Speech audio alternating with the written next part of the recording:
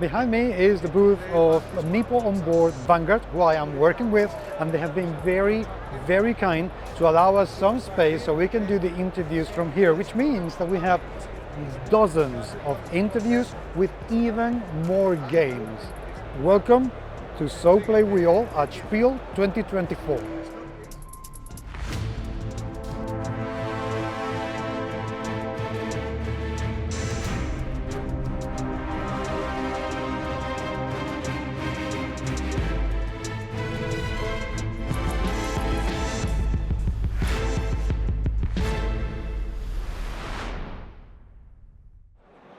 There are two words in this world that should make you feel excited. Mass effect. I think we can go home now. That does that. And just in case that you're the person who doesn't get excited about Mass Effect, let me sort that one out for you, because the other two words that should get you excited is Chris Birch, who is this person, and thanks to him, we are going to have our tables blessed by Commander Shepard. How did that come about? I mean, It's a long time ago. A long time ago, when I had a t-shirt company, I was talking to BioWare about, wouldn't it be great to do some Mass Effect t-shirts? And then, for whatever reason, they couldn't do it. And I got on really well with the guy who was head of licensing, and we'd like have coffees and drinks at licensing shows and gaming events, and hey, how are you? And just became friends. And then one day he was like, okay, I'm leaving now, but this is the new guy. So then we were talking to them, and then now I'm like, oh, now I've got a games company. And a good one at that. What do you think about doing it? No, okay, we're just too busy, which is fine, because video games make, if that's how much money you make on a board game, video games make like that much. Like I'm stretching high above the camera here. Massive. And it's a lot of work for them. So you totally understand when a company's like, look, it's just not the right time. We don't have the team. And then, so I just, you just keep talking. You stay on their radar and stay friends. And hey, how's things? Anything changed? And then it became a new person, and they're a gamer. So. And I pitched the idea of some miniatures for Mass Effect, which is a lot easier to approve, because it either looks like Commander Shepard or it doesn't, and our team are very good at, as you might have seen from our Fallout miniature game, getting it just right. It's like, if you're a super fan, you get it just right, because you want it to look good. And then I had a chance meeting with Eric Lang, and we just got talking. I'm like, oh yeah, we're going to do something in Mass Effect. He's like, oh really? And then, a cunning plan came together with Asmodee and Eric Lang, and like, let's make an amazing board game. And I went back to the BioWare team, and they're a huge fan of Eric's work, Eric's games, and right time, right place, right people. And it was like, okay, let's do this. We'll keep it simple. It's not going to be a 2,000 playing card, 500 pages of narrative, 400 miniatures Kickstarter. It's going to be a $50 game that feels like a big game. It's got all this experience inside, but very contained. You can play the whole campaign in a day if you would want to, and it's only $50. You only have to spend $50. And then we're also doing all the resin miniatures. But the whole pitch was, there's plenty of massive board games. Yes. Let's make the game and we never play them. We love to have them. Well, maybe you do. I play a lot of it, but the dream we sell as game companies is, this is the game you're going to be playing for the next 6 months or to a year. But let's face it, when you get that stack of boxes through, it's very rare that we play the same games time and time again. No, it's the joy is thinking, I can play that, I can go back to it, and of course it's amazing having all the components. But I think there's a new way the game's coming through. They're a bit more realistic. Of like, I'm not asking you to pay all that money, and you're going to get a very contained, really well-designed experience that you can play all the game. And then maybe we'll do more later on if it's a success. So. It's a kind of different approach. And I did like, I was kind of concerned to some degree when you announced the game, that it was going to be based purely on the video games storyline.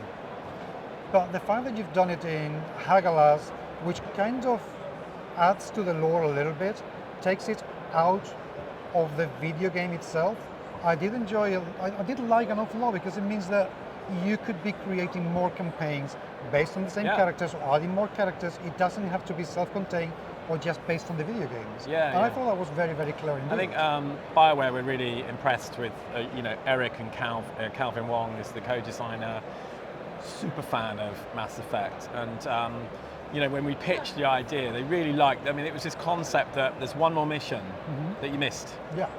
Or, at the Admiral's got, another, okay, we've got to get the crew together again. There's one more mission on Hagalaz. And then with this, the whole storyline came together. So the great thing is, it's all new content. There's loads of new art in there. This is all canon storyline that the BioWare team have approved. Like, we wrote the script for Commander Shepard, and they approved it. And then Mark Meir came in and did Commander Shepard in the studio. And we were like, wow. Oh my God. It was pretty wild. Okay, be honest. And he was like, I'm doing Commander Shepard for the first time professionally in like 12 years. It was lovely to kind of bring that storyline back and, come back to that original dramatic war story where, we're desperately trying to win those the points to kind of clock up. Will we have enough to win the war? And go back to all those those old enemies. So that sounds. I'm finding interesting. Why did you guys decide to go for the original trilogy rather than going with Andromeda, which is also an absolutely amazing video game?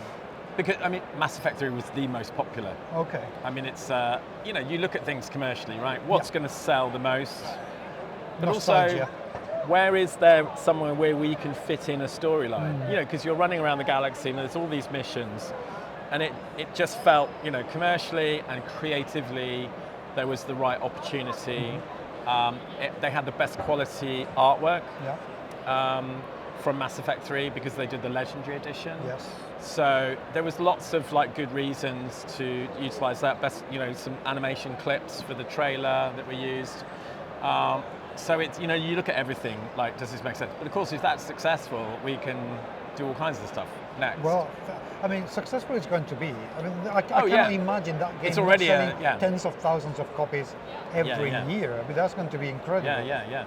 Our web sales were nuts when we did the pre-order. Understandably. Yeah. If you have done a Kickstarter, that would have completely thrown the whole thing out of the park. Yeah. They, a lot of the big companies, they're very nervous of, let's call it crowdfunding. Kickstarter's, it's like Hoover. It's true. They're a brand name, and they are nervous of, why do you need to be on Kickstarter? Now, it's changed now. Kickstarter is very much, it's a marketing platform. Exactly. It is it's still amazing for young creators to find a home, a fan base, just like we did when we first started. Exactly. Yeah. You were once the king of Kickstarter. You were having some amazing campaigns when people were getting 40,000 and you hit the 100, 250,000 pounds. Yeah, we were really lucky to be one of the first, blocks of creators that were doing really well. I was lucky that I'd run a PR company before I had done marketing. I knew all the tricks, all the things to do that would get us where you are now. Followers, that would get us exposure and press without spending a lot of money. And just kind of approaching it professionally and being prepared. But our first one, I thought we'd get 10 grand. We didn't have a lot of artwork. We had a few pieces of art, and it went. We had that in the first hour, and then it was Achtung Cthulhu. Yes, the Achtung Cthulhu role-playing game, and we reached 177,000. We're like, ooh, got to start a company. This is serious now. So it's so going back to Mass Effect, they preferred us to go straight to market. But the reason this game came about is because I was with Eric Lang and Asmodee, and we're like, how about an Eric Lang designed board game, and this was that's like $50. That is a Mass Effect game, and everyone around the table was like, hell yes, that's going to sell. So I didn't pitch. The pitch didn't start as let's do a Kickstarter and make it $200. It was let's make an affordable game that everyone can get, that is playable in a short period of time, that you can enjoy the whole campaign and see the story finish. And you can finish the campaign. And you can play it in, it's a branching story path, so you could probably play it 3 or 4 times and see all different missions. But have a very satisfactory experience, and I think it's really good value for the money. Well, it must affect $50. It is good value. Yeah. Some of the reviews are like, wait a minute, there's got to be a trick here. Like, there's some scam going on. But no, we've did a great job. It's E-Star, the factory, working on it. So we've done a fantastic job on the plastic figures inside. We've got our own range of resin miniatures. So. The enemies in the game are cardboard tokens that have 2 sides when they're stunned or alive. And then we've done all the beautiful resin miniatures because we've got our own resin factory, and we make all these gorgeous resin miniatures for Fallout and Elder Scrolls. And so we were like, and this was the original idea, let's do Mass Effect miniatures. So we did the range of minis, and so you can, if you like, buy those and put them on top of the counters to use in the game. The hexes just happen to be the right size. But if you're just a Mass Effect fan and like, hey, I just want the characters to paint up and put on my shelf, then you can just get those as well. And I'm sure a lot of people are going to get it. When is the game going to be in our shelves? So I think within about 2 weeks in America, from Asmodee into your stores. We're actually just started shipping the game from our pre-orders in America. In the UK, it looks like end of October, early November. It's taken a bit longer because of all the problems in the Red Sea, in the ports. So that's taking a bit longer. So it's probably early November. Okay. So well before Christmas. That's Christmas sorted. Boom. Yeah. Chris, I know that you have a plane to catch. It's okay. So thank you very much. Always lovely to see you. And I very much look forward to seeing Mass Effect and no problem. the next thing that comes out, and the next thing, and hopefully the role-playing game at some point, which will be amazing. I know that it's very difficult to do, but we'll see. One can hope. Who knows?